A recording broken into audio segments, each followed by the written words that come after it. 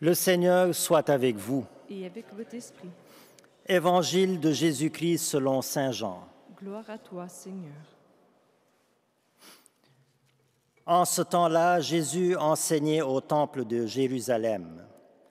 Dans la foule, on avait entendu ces paroles et les uns disaient « C'est vraiment lui le prophète annoncé ». D'autres disaient « C'est lui le Christ ». Mais d'autres encore demandaient « Le Christ peut-il venir de la Galilée ?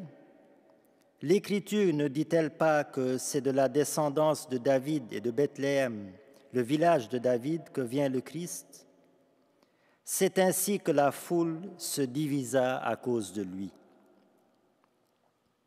Quelques-uns d'entre eux voulaient l'arrêter, mais personne ne mit la main sur lui.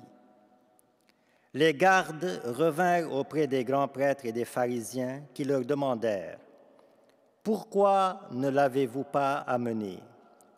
Les gardes répondirent « Jamais un homme n'a parlé de la sorte. » Les pharisiens leur répliquèrent « Alors vous aussi, vous vous êtes laissés égarer. Parmi les chefs du peuple et les pharisiens, y en a-t-il un seul qui ait cru en lui? Quant à cette foule qui ne sait rien de la loi, ce sont des maudits. » Nicodème, l'un d'entre eux, celui qui était allé précédemment trouver Jésus, leur dit « Notre loi permet-elle de juger un homme sans l'entendre d'abord pour savoir ce qu'il a fait? » Ils lui répondirent « Serais-tu toi aussi de Galilée? Cherche bien et tu verras que jamais aucun prophète ne surgit de Galilée. » Puis ils s'en allèrent chacun chez soi. Acclamons la parole de Dieu. Louange à toi, Seigneur Jésus.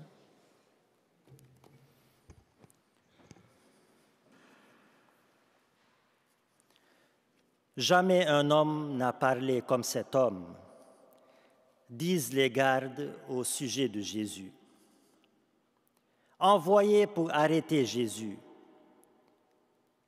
les gardes reviennent les mains vides, mais le cœur rempli de la lumière des paroles de Jésus-Christ.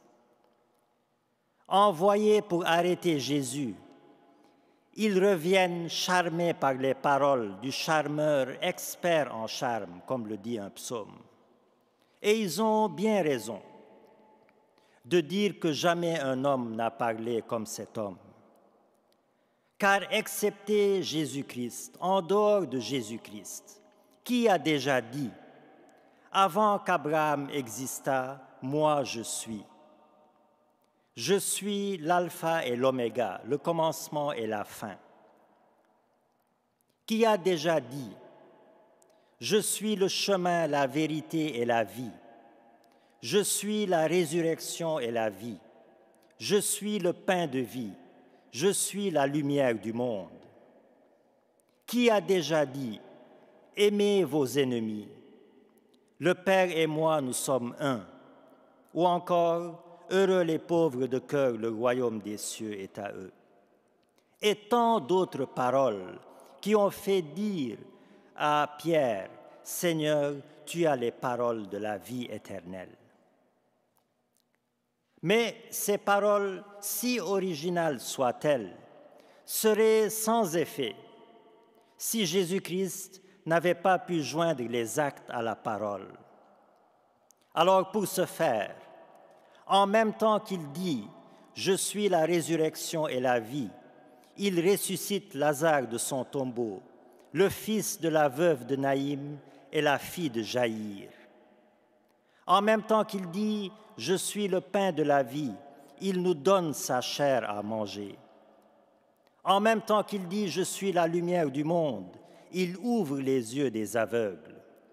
En même temps qu'il dit « Aimez vos ennemis », il pardonne à ses bourreaux au comble de l'atrocité de la croix.